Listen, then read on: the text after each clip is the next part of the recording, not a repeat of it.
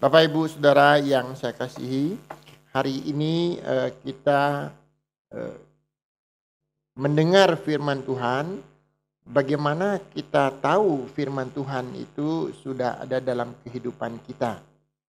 Kita seringkali mendengar khotbah ataukah kita mendengar di Alkitab kasih, kasih, kasih. Tetapi biarlah kita hari ini lebih teliti membaca Alkitab supaya kita bisa mengerti makna daripada kasih tersebut. Kasih bukanlah suatu perkataan atau kalimat yang kita katakan saya mengasihi seseorang dengan ungkapan sehingga ungkapan-ungkapan tersebut kita bisa mengambil suatu kesimpulan, oh ya, orang itu sangat mengasihi. Jadi orang sepertinya mendapat kasih tersebut karena mendengar perkataan-perkataan seseorang, atau ia mendapat suatu pembagian pembantuan secara materi, barang-barang yang kebutuhan tubuh. Oh, orang tersebut mengasihi. Tetapi kita harus mengerti kasih yang ada tertulis di Alkitab ini secara jelas supaya kita mengerti apa itu kasih. Mari kita membaca coba 1 Yohanes 4 ayat 8. Barang siapa tidak mengasihi, ia tidak mengenal Allah, sebab Allah adalah kasih. Barang siapa tidak mengasihi, ia tidak mengenal Allah, sebab Allah adalah kasih. Maka di sini kita harus mengenal arti kasih ini. Jika kamu tidak mengasihi, kamu tidak mengenal Allah, sebab Allah adalah kasih. Maka perkataan kasih di sini sungguh kita harus mengerti dengan jelas. Kasih yang sesungguhnya dimaksud di sini adalah kasih itu menanggung. Menanggung. Bapak Ibu, bagaimana seseorang itu mengatakan saya mengasihi seseorang tapi tidak pernah mau mendukung, menanggung. Kasih yang menanggung itu kita bisa melihat diwujudkan oleh anak Allah di dunia ini. Apa yang disebut kasih menanggung tersebut? Kasih itu adalah semua manusia di dunia ini, keturunan Adam itu sudah kehilangan kemuliaan Allah yang disebut semua manusia orang berdosa. Orang berdosa ini harusnya dihukum. Orang berdosa ini tidak berkenan kepada Allah. Maka dia biarpun berdoa, dia melakukan suatu perkataan yang baik, berbuat baik, maka dia tetap tidak layak di hadapan Allah. Maka itulah Allah mengutus anak Allah yang itu yang paling dikasihinya. Waktu dia datang ke dunia, dialah yang memberi kasihnya. Memberi kasih itu apa? Memberi hidupnya. Waktu dia memberi hidupnya untuk menanggung dosa manusia, maka waktu dosa manusia mengakui kasih daripada Allah tersebut, dia menerima kasih anak Allah tersebut, maka dia sudah menerima kasih Allah. Jadi kalau begitu apa kasih diwujudkan daripada anak Allah tersebut? Ia menanggung dosa semua manusia. Itulah kasih yang sungguh puncak daripada kasih anak Allah tersebut kepada dunia ini. Bukan arti dunia itu materi, tapi orang-orang keturunan Adam tersebut itulah orang-orang yang ditanggung oleh Yesus. Maka jika kita mengatakan kasih itu apa? Kasih itu menanggung segala dosa keturunan Adam yang ada di dunia ini. Itulah kasih.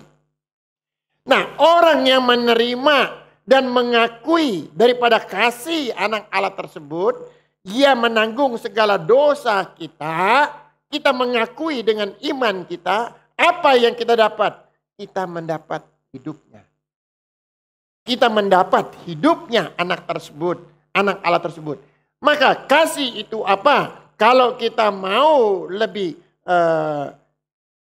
menyimpulkan lebih secara inti daripada kasih Allah itu apa?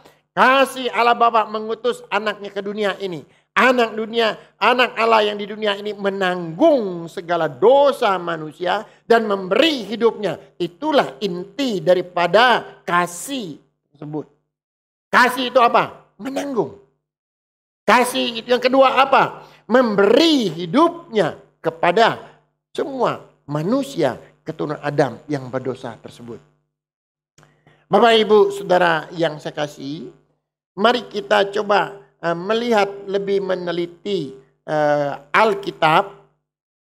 Kita bisa melihat suatu permisalan, perumpamaan yang terjadi dalam perjanjian lama. Semua itu adalah perumpamaan dan permisalan dengan darah binatang, darah kambing, darah domba, darah lembu dan sebagainya. Tetapi Bapak Ibu Saudara yang saya kasih, coba kita melangkah dalam perjanjian baru. Dalam perjanjian baru, jika kita melihat bahwa segala sesuatu di 2 Petrus kata mengatakan, jika kita membaca Alkitab tanpa inspirasi Roh Kudus, kita tidak akan mengenal Alkitab ini dengan baik. Maka semuanya itu harus dengan inspirasi Roh Kudus. Mari kita membaca di 2 Petrus.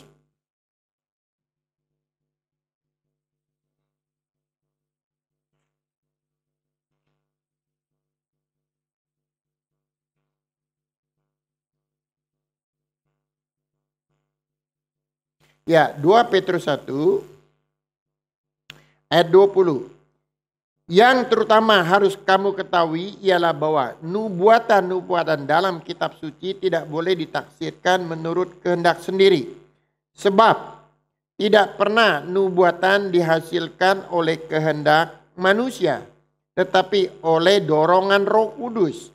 Orang-orang berbicara atas nama Allah. Maka dalam perjanjian baru semua ditulis yaitu dengan dorongan Roh Kudus, bahkan perjanjian lama pun. Tetapi kita membicarakan perjanjian baru yang disebut Injil, sinopsis atau sinoptik. Bagaimana kita melihat penulis Injil, sinopsis ini adalah Matius, Markus, Lukas. Mereka ini yang penuh inspirasi Roh Kudus, mereka menulis Injil tersebut. Apa yang ditulis daripada mereka yang diberi hikmat inspirasi Roh Kudus tersebut? Bapak Ibu, kalau kita membaca bagaimana Injil Matius, Markus, Lukas melukiskan dengan berulang-ulang, dengan jelas, dengan terang di hadapan kita. Dia mengatakan semua orang berdosa. Orang sakit itu berdosa. Semua mereka harus bertobat. Semua mereka ini harus datang kepada Yesus anak Allah. Terus kita bisa melihat bagaimana daripada ketiga Injil ini menjelaskan mereka semua harus menerima pengampunan dosa. Bagaimana cara pengampunan dosa? Mereka menjelaskan dengan jelas bahwa mereka harus menerima darah Yesus. Mereka harus diampuni dengan darah Yesus. Ketiga Injil ini masing-masing menjelaskan tentang soal manusia, semua orang berdosa, semua manusia harus menerima pengampunan dengan darah Yesus. Saling menutupi, saling mengasihi, saling kait-mengait. Mereka menjelaskan berulang-ulang ketiga Injil tersebut. Bapak, Ibu, Saudara yang saya kasih. Maka jika kita melihat di sini dari sudut pandang daripada Matius menjelaskan manusia menerima pengampunan, sudut pandang Markus, sudut pandang daripada Lukas, mereka sungguh menulisnya itu. Jika kita membaca, oh manusia sudah diampuni dosanya, oh manusia yang penuh begitu dosanya, dikuduskan, diampuni dengan darah Yesus. Bapak Ibu, kita membaca ini dengan sukacita yang luar biasa. Tetapi jika kita hanya tahu bahwa Yesus datang mengampuni dosa manusia. Yesus datang menyembuhkan saya. Yesus datang memberkati kita. Maka kita tidak akan tahu kasih yang sempurna itu. Kita tidak tahu pesan daripada Yesus yang memiliki kasih sempurna tersebut. Jika kita hanya mengerti pengampunan dosa, jika mengerti saya diampuni, saya sudah diampuni, maka kasih itu belum sempurna di dalam kehidupan kita. Kenapa? Karena kita harus mengerti dari sudut pandang rohani yang tertulis di kitab Yohanes. Bapak, Ibu, Saudara yang saya kasih. Maka jika kita melihat daripada sudut pandang Yohanes, Yohanes ini berbeda daripada sudut pandang daripada sinopsis tersebut, Matius, Markus, Lukas tersebut. Tapi Injil Yohanes ini hanya banyak berbicara. Dia hanya tidak berbicara. Bahkan pengampunan dosa itu sedikit sekali diungkapkan. Tapi Yohanes hanya membicarakan tentang hidup, hidup, hidup. Hidup apa di sini? Ini bukan hidup di bumi ini secara tubuh dan secara nyawa manusia, tetapi hidup kekal. Hidup kekal ini berbicara apa? Tentang roh kita harus mendapat kehidupan kekal. Maka jika kita tidak meneliti kitab Yohanes, maka jika kita tidak menjelaskan kitab Yohanes dan apa keinginan Yesus di kitab Yohanes tersebut, maka tidak sempurnalah kasih kita tersebut. Bapak, Ibu, tahukah kita bahwa seluruh isi Injil kitab Yohanes, bahkan kitab Yohanes 1, Yohanes 2, Yohanes 1, Yohanes 3, semua itu berbicara tentang hidup kekal, hidup kekal, hidup kekal, hidup kekal, hidup kekal, hidup kekal. Kamu akan mendapat hidup, kamu akan dapat hidup. Jadi ini sungguh hanya berbicara kehidupan, bukan hanya berbicara tentang dosa yang tadi dijelaskan Matius, Markus, Lukas yang sudah diampuni. Tetapi bagaimana kamu mempergunakan kehidupan kekal ini? Apakah kehidupan kekal ini sudah ada padamu yang diampuni dosanya? Maka jika kamu tidak tahu kehidupan kekal ini sudah ada di dalam kamu, jangan-jangan kamu belum diampuni dosanya. Jangan-jangan itu hanya pengetahuan. Maka kita harus disempurnakan dengan kitab Yohanes tersebut supaya kita tahu, oh di dalam saya sudah ada kehidupan kekal tersebut. Mari coba kita membaca Yohanes pasal 10.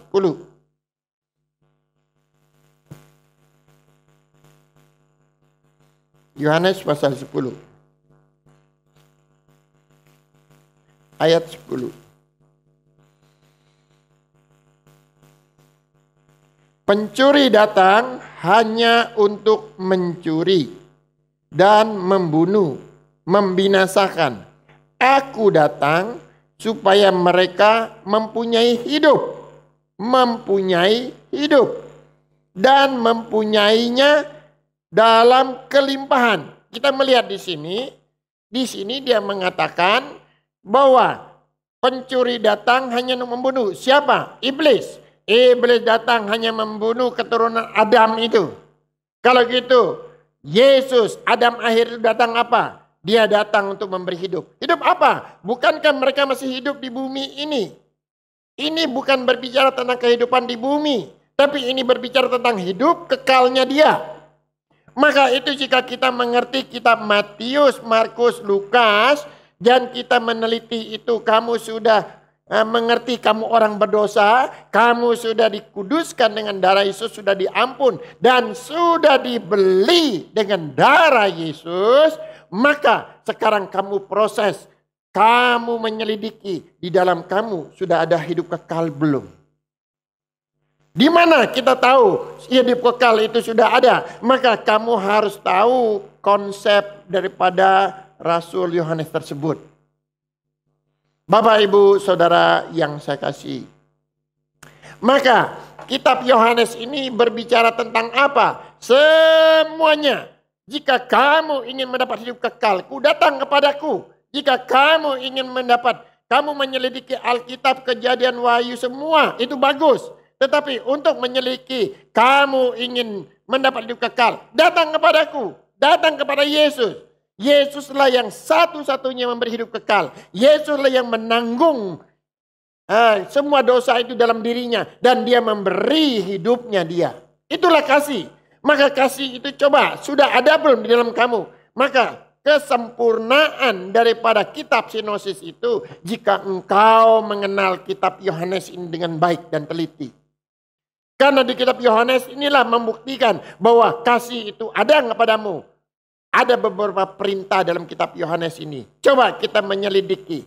Jika kita mengatakan saya sudah menerima kasih Allah, kamu harus menyelidiki adakah perintah-perintah Allah di dalam hidupmu. Coba kita membaca Yohanes 17. Yohanes 17.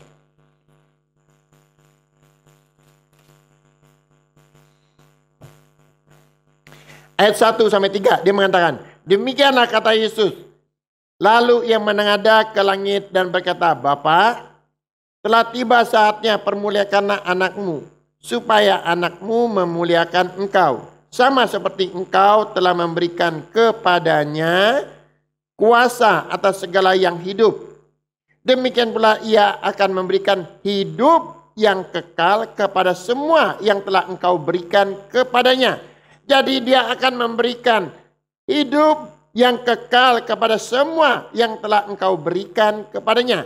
Jadi jika seseorang itu mengasihi Yesus, maka dia akan mendapat hidup kekalnya. Hidup kekalnya. Ayat 3. Inilah hidup yang kekal itu, yaitu bahwa mereka mengenal engkau, satu-satunya Allah yang benar, dan mengenal Yesus Kristus yang telah engkau utus. Maka kamu menerima hidup kekal itu dari siapa? Dari Yesus. Bapa hanya mengutus anaknya. Anaknya ini mengasihi dunia. Mengasihi apa? Dengan menanggung dosa. Dengan menanggung dosanya, ia memberi hidupnya. Itulah kasih. Jadi kita mendapat hidup kekal itu dari siapa? Bukan daripada Allah Bapa, bukan dari Roh Kudus, tapi dari anak tersebut. Anak inilah yang memberi hidup kekalnya. Tetapi apakah kita ini sudah mendapat hidup kekalnya? Kita mengenal ayat 3, dia mengatakan, jika kau mengenal Allah daripada mulanya itu dengan benar. Jika kamu mengenal Yesus diutus itu dengan benar. Bapak, Ibu, Saudara yang saya kasih.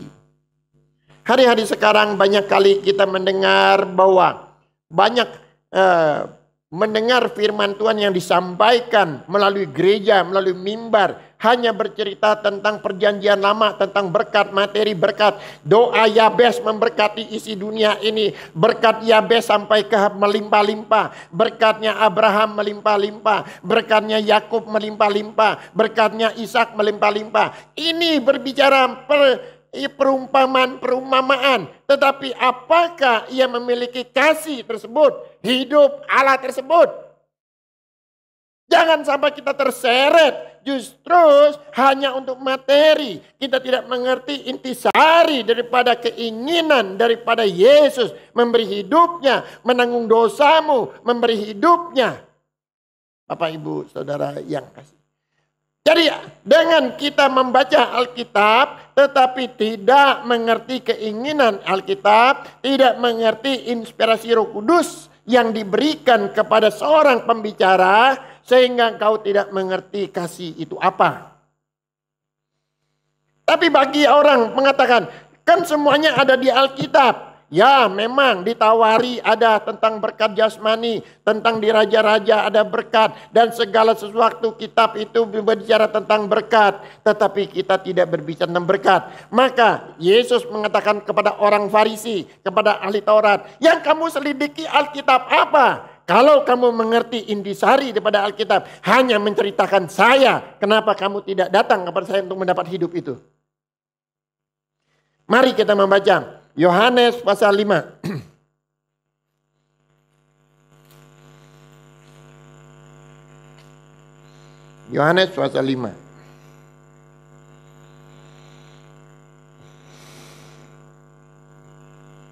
Saya akan membacakan ayat 37. Bapa yang mengutus aku, dialah yang bersaksi tentang aku. Kamu tidak pernah mendengar suaranya, rupanya pun tidak pernah kamu lihat, dan firman-Nya tidak menetap dalam diri kamu. Firman-Nya tidak menetap dalam dirimu, sebab kamu tidak percaya kepada Dia yang diutusnya. Kamu menyelidiki kitab-kitab suci, sebab kamu menyangka bahwa olehnya kamu mempunyai hidup yang kekal. Tetapi walaupun kitab-kitab suci itu memberi kesaksian tentang aku, namun kamu tidak mau datang kepadaku untuk memperoleh hidup itu. Artinya, kamu menyelidiki Alkitab bagus, tetapi menyelidiki Alkitab hanya untuk umatnya mendapat berkat jasmani, berkat materi.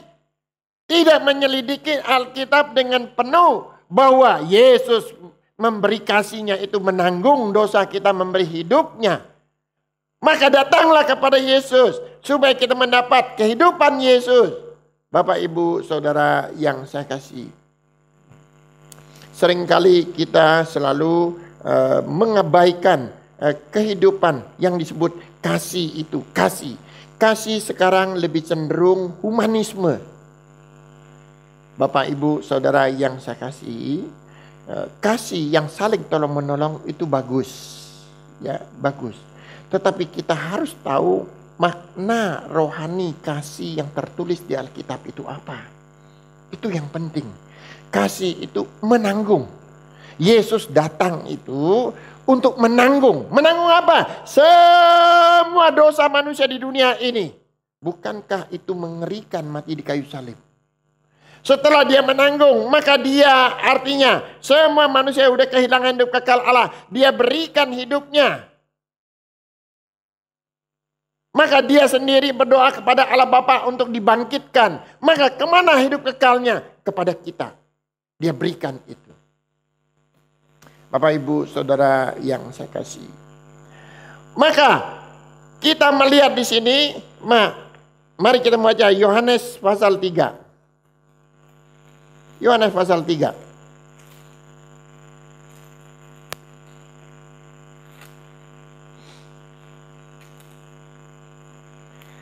Ayat 16. Karena begitu besar kasih Allah akan dunia ini, sehingga ia telah mengaruniakan anaknya yang tunggal, supaya setiap orang yang percaya kepadanya tidak binasa, melainkan boleh hidup kekal. Orang yang percaya kepadanya, percaya. Yang percaya, yang tidak percaya binasa. Percaya kepadanya. Kenapa harus percaya kepada Yesus? Karena dialah kekasihnya Allah. Karena dialah yang menanggung dosa manusia. Karena dialah yang memberi hidupnya. Yang percaya saja. Yang tidak percaya kemana? Binasa. Jangan artinya kita menganggap bahwa manusia itu semua diselamatkan Allah. Tidak. Yang menerima kasih Allah tersebut. Yang menerima dia menanggung dosa kita.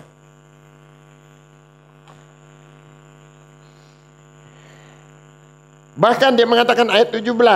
Sebab Allah mengutus anaknya ke dalam dunia bukan menghakimi dunia. Melainkan untuk menyelamatkannya oleh dia. Jadi Yesus datang untuk menyelamatkan. Maksudnya apa menyelamatkan? Apakah dari perang? Apakah dari tsunami? Apakah dari terjadi kutuk penyakit? Tidak. Menyelamatkan roh jiwa yang semua akan binasa tersebut. Dan ayat 18. Barang siapa percaya kepadanya, ia tidak akan dihukum. Barang siapa yang tidak percaya, ia telah berada di bawah hukuman. Sebab ia tidak percaya dalam nama anak tunggal Allah. Artinya jika ia tidak percaya, maka sudah berada di bawah hukuman. Artinya tidak perlu satu pengadilan. Langsung mereka dibuang ke jurang maut. Dibuang ke jurang maut. Dan seterusnya ke neraka. Bapak, Ibu, di sini kita harus mengerti tentang kasih itu dengan benar. Kita tidak boleh mengungkapkan kasih itu sebagai suatu humanisme. Ya. Coba kita memeriksa lagi Yohanes pasal 10. Yohanes pasal 10. Ayat yang ke-16. Bahkan dia mengatakan demikian. Ada lagi padaku domba-domba lain yang bukan dari kandang ini. Domba-domba itu harus kutuntun juga. Dan mereka akan mendengarkan suaraku dan mereka akan menjadi satu kawanan dengan satu gembala. Bapak, Ibu, Saudara yang saya kasih. Artinya Tuhan menghendaki banyak orang bergabung untuk mendapat hidupnya Yesus. Yesus selalu datang untuk menolong orang.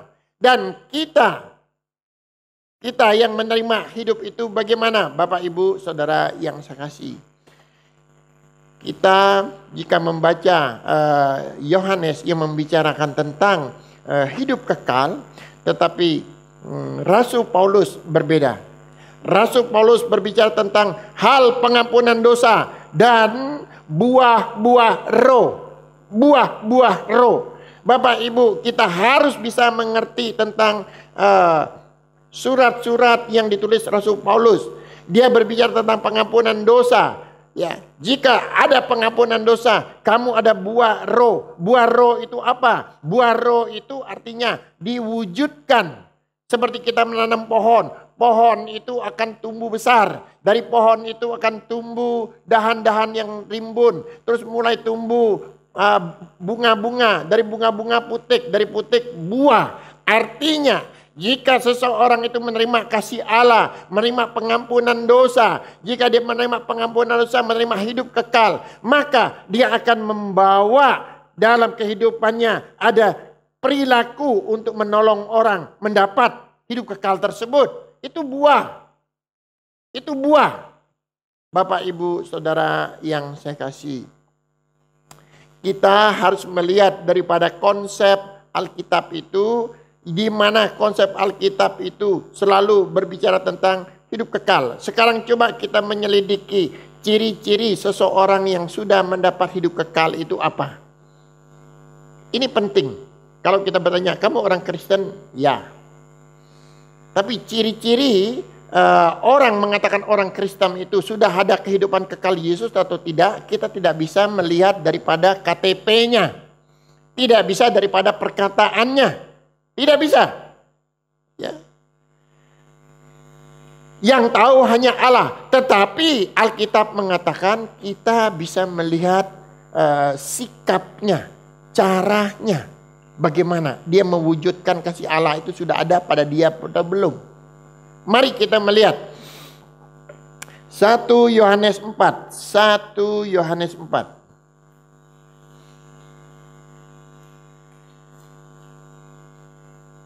Ayat 12. 1 Yohanes 4 ayat 12. Ya, kita akan bacakan.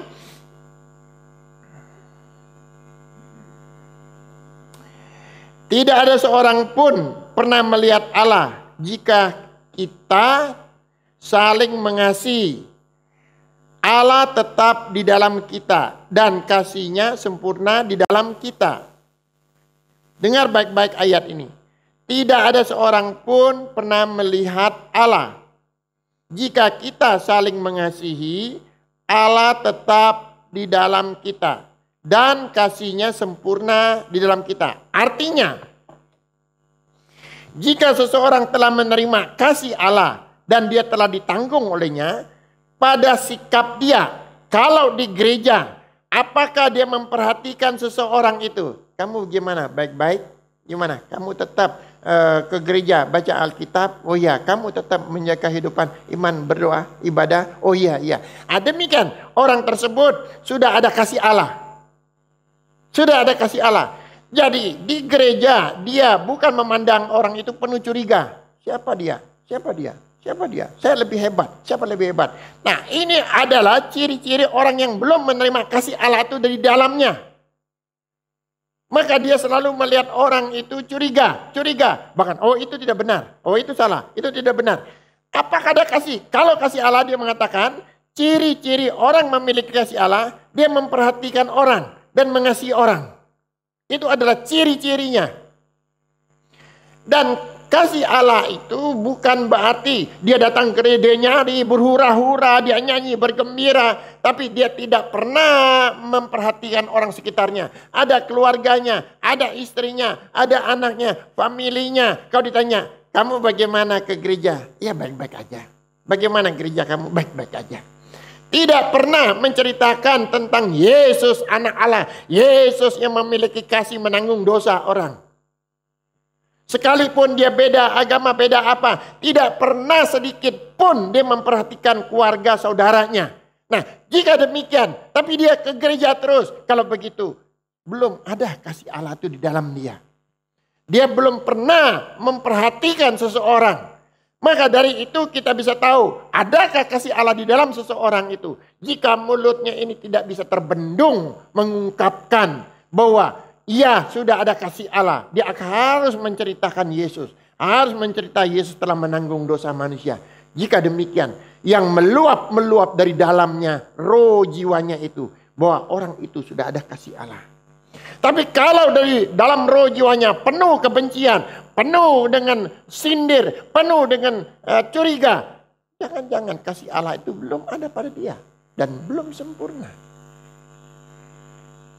Bapak, Ibu, Saudara yang saya kasih. Kesaksian itu bukanlah menceritakan kehidupan pribadi seseorang. Ya, saya dulu seperti ini. Saya sekarang percaya Yesus, saya begini, menerima segala sesuatu. Oh, ada seorang yang begini-begini. Itu bukan kasih Allah. Itu pengalaman hidupnya. Tetapi kasih Allah itu beda. Kasih Allah itu kamu harus menceritakan Yesus anak Allah yang menanggung. Kasih Allah yang memberi hidupnya. Itu kasih Allah. Jangan dikait-kaitkan dengan kehidupan pribadi kita. Itu keyakinan, pengalaman pribadi seseorang. Coba kita membaca 1 Yohanes 3 ayat 14.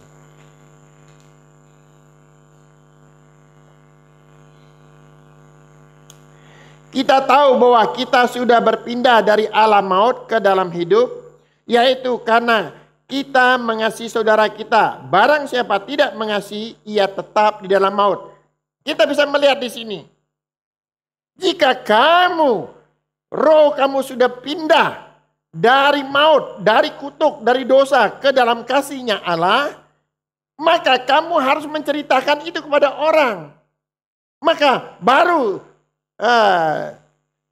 di dalam kamu tuh ada kasih. Bapak Ibu di sini jelas dia mengatakan, kita tahu bahwa kita sudah berpindah. Kalau seseorang itu sudah berpindah dari dalam maut ke dalam hidup, yaitu karena kita mengasihi saudara kita. Jika kamu selalu mengasihi saudaramu, memberitakan tentang kehidupan kekal itu kepada orang lain. Nah, itu tandanya sudah ada kasih Allah di dalam kamu. Tapi kalau bertemu, reuni keluarga apa? Hanya mingkem, hanya diam. Apakah sudah ada kasih Allah di dalamnya? Ya. Tapi begitu tugas di gereja, nyanyi kelompat-kelompat pakai bendera, keliling. Tapi begitu ketemu orang, tidak pernah menyaksikan Yesus. Apakah ada kasih di dalam dia? Apakah roh jiwanya sudah beralih dari keadaan maut yang begitu mengerikan ke dalam hidupnya Yesus? Bapak, Ibu, Saudara yang saya kasih, maka kita sungguh harus bisa memberi kasih itu kepada orang-orang. Jika saya sudah menerima kasih Allah, artinya saya sudah menerima hidupnya Yesus, saya akan memberitahu hidup Yesus di dalam roh saya ini. Saya akan memberitahu kepada kamu supaya kamu pun mendapat hidupnya Yesus. Jika kamu terus seperti itu, pertama, kamu sudah ada hidupnya Yesus. Kedua, kamu telah memberitahukan kehidupan yang sesungguhnya untuk bagi setiap orang. Bukan hidup di bumi ini. Ya. Bukan arti orang menikmati hidup di bumi ini. dengan harta benda. Kita harus bisa membedakan ini dengan teliti. Maka mulailah hari-hari sekarang ini dengan kehidupan yang sangat singkat yang Tuhan percayakan kepada kita. Mulailah kita saling menyapa, ya. Salam sejahtera Yesus. Biarlah kita saling memberi semangat kepada sesama anak Tuhan. Ya. Mulai hari ini, semua anak-anak Tuhan saling memberi semangat. Pertahankan kasih Allah itu. Pertahankan kasih Allah itu. Beritakan kebenaran. Tapi jangan ngantuk. Jika kita tidak mengerti firman Allah itu, maka bagaimana kita bisa menceritakan tersebut? Bapak Ibu, kita tidak bisa menceritakan kasih Allah itu kepada orang lain. Maka kita harus memiliki kasih itu. Pada saat kita memiliki kasih itu, apa? Di dalam kita ada satu perintah. Mari kita membaca 1 Yohanes 3. 1 Yohanes 3 ayat 23-24.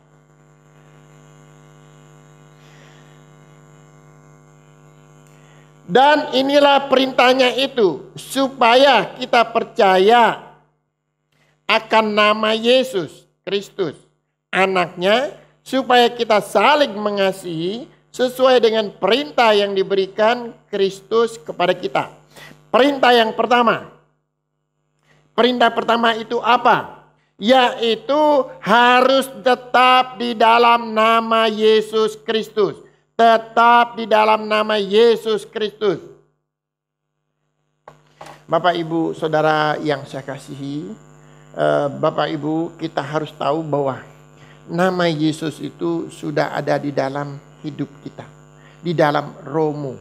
Maka 2 Korintus 13 ayat 5 mengatakan, ujilah dirimu apakah Yesus ada di dalam kamu. Artinya nama Yesus itu ada dalam rohmu. Jika di dalam rohmu, maka kamu sudah ada perintah Tuhan. Kamu sudah ada kehidupan Tuhan. Hari-hari sekarang ini banyak orang seringkali berkata begini. Tuhan, tolong saya. Tuhan, tolong saya. Berilah saya berkat. Tolong saya. Berilah saya pekerjaan. Tolong saya. Banyak orang berdoa seperti itu, tolong. Sedangkan Yesus mengatakan, di dalam kamu sudah ada hidup saya. Di dalam kamu, di dalam kehidupan kamu sudah ada hidup saya. Di dalam rohmu sudah ada nama saya. Di dalam rohmu ada hidup saya. Apalagi yang kamu minta? Saya sudah memberi kehidupan saya. Saya sudah memberi darah saya. Saya sudah memberi nama saya. Tetapi hari-hari sekarang masih orang mengemis-ngemis. Minta tolong kepada Tuhan. Tuhan mengatakan sudah ada di dalam kamu. Sudah ada di dalam kamu. Kamu harus menghargai hidup itu. Maka beritakanlah itu kepada orang lain. Bapak, Ibu, Saudara yang saya kasih. Jika kita melihat hari-hari sekarang. Mereka sudah begitu jauh melenceng kata kasih tersebut. Kasih sudah menjadi suatu pencitraan, berhubungan, pertolongan secara humanisme. Ya. Ini sudah menjadi pencitraan. Sehingga jika seseorang itu dia sudah dibaptis, sudah menerima Roh Kudus, sudah segala sesuatu. Tapi jika dikunjungi tidak membawa sesuatu, tidak ada kasihnya. Maka citra kasih itu selalu dikait-kaitkan dengan materi. Betapa menyedihkan orang mempunyai pengertian iman seperti itu. Sehingga dia tidak tahu makna kasih yang menanggung dosa mengerikan tersebut. Tidak tahu kasih itu adalah kehidupan Yesus sendiri. Maka Yesus akan mengatakan, di mana hidupmu? Di mana namaku di dalam rohmu? Kenapa kamu merengek-rengek? Kamu tidak menghargai hidup kekal itu. Adakah yang lebih berharga daripada kehidupan kekal di bumi ini? Bapak, Ibu, Saudara yang saya kasih. Kita harus tahu bahwa kasih itu adalah perintah mengakui. Tuhan, terima kasih Engkau telah memberi kepada saya, yaitu namamu, telah memberi hidupmu. Saya akan memegang namamu sebagai perintah pertama. sampai selama-lamanya. Maka hari-hari sekarang ini kalau kita melihat banyak orang mengatakan mengasihi Yesus. Kenapa? Gampang tersinggung, marah dan pindah ke gereja sana, pindah agama. Karena sebenarnya kasih itu sendiri belum ada pada dirinya. Ya. Tapi mereka adalah orang-orang yang memiliki kasih dengan konsep mereka, bukan konsep secara rohani yang tertulis di Alkitab. Dan perintah yang kedua, coba kita melihat ayat 24-nya. Barang siapa menurut segala perintahnya, barang siapa menurut segala perintahnya, ia di dalam Allah dan Allah di dalam dia. Dan demikianlah kita ketahui bahwa Allah ada di dalam kita, yaitu Roh yang telah dikaruniakan kepada kita. Jika Roh yang dikaruniakan kepada kita, jika engkau sudah dikuasai Roh Kudus, sudah diberi hikmat inspirasi Roh Kudus dan dimateraikan Roh Kudus, maka kasih Allah itu sungguh sempurna dalam kamu. Maka Bapak Ibu, hari-hari sekarang ini sungguh nama Yesus itu harus kita pegang erat, karena nama Yesus itu membuktikan di dalam roh kita ada kasihnya Allah. Dan apakah kita dituntun Roh Kudus hari-hari ini? Seseorang menjalankan kehidupan rohaninya dituntun oleh Roh Kudus. Bapak Ibu, dua perintah, yaitu perintah ganda ini sungguh mengikat. Bapak Ibu Saudara, tidak ada kasih yang seperti ini. Kasih Bapa adalah Allah pada mulanya mengutus anak yang dikasihi. Kasih itu anak Allah itu memanggung segala dosa dan memberi hidupnya. Dan kita melihat kasih ini disaksikan, dimateraikan kasih orang yang mendapat kasih ini oleh Roh Kudus. Oleh Roh Kudus. Betapa sempurnanya kasih tersebut yang diberikan kepada isi dunia ini. Jika Bapak Ibu telah menerima kasih tersebut, maka kita tidak boleh meninggal kasih itu. Dan kita harus mengakui kehidupan ini di dalam kehidupan kita. Jangan lagi mengatakan, Tuhan tolong saya, Tuhan tolong saya. Bapak Ibu tahukah bahwa kehidupan Yesus sudah ada di dalam kamu? Peliharalah itu, jagalah itu dengan segala tubuh, jiwa, rohmu. Jika rohmu menerima kasih Allah, maka biarlah rohmu menguasai hatimu. Biarlah roh menguasai hatimu. Dan hatimu biarlah menguasai tubuhmu. Itu yang lebih penting. Kamu yang sudah menerima kasih Allah dalam rohmu, kenapa kamu diganggu, kamu dikuasai oleh tubuhmu yang selalu keinginan jasmani?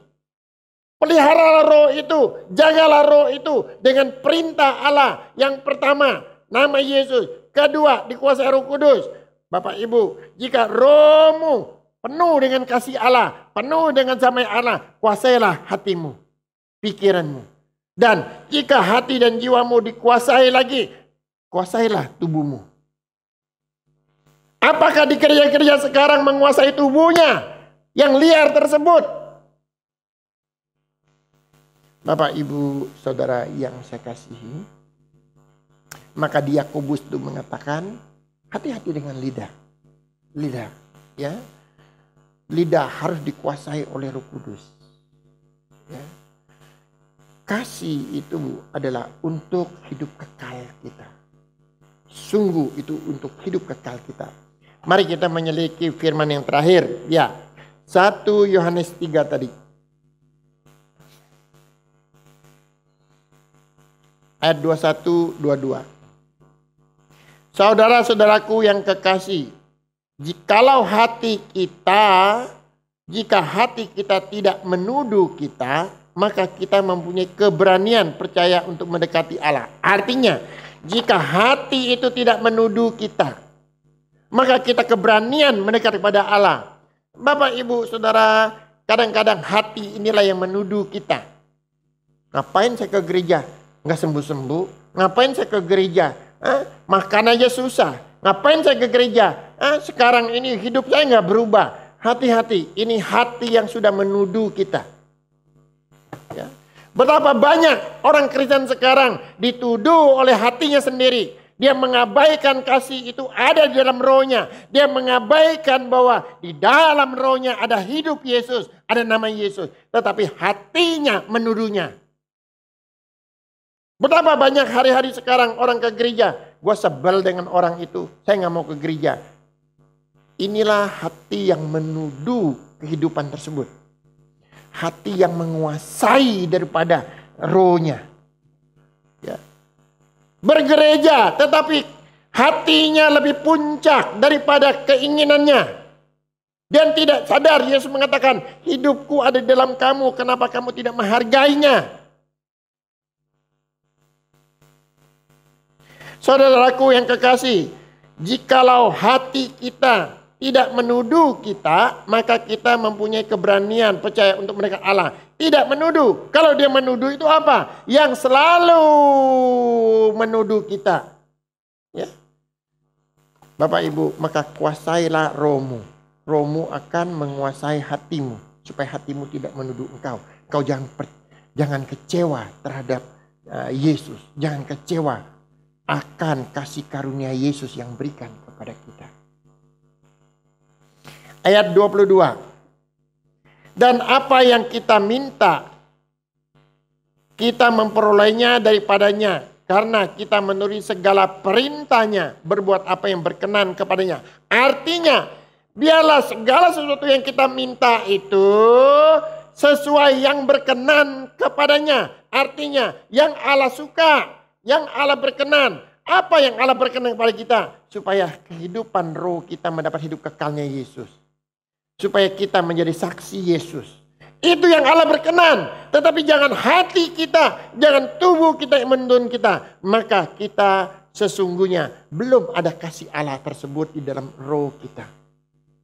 Bapak Ibu Saudara yang saya kasih, kiranya biarlah firman ini menuntun kita yang mempunyai dua perintah ganda yang penting. Satu, biarlah nama Yesus ada tetap dalam roh kita dan tidak pernah kita mengabaikan.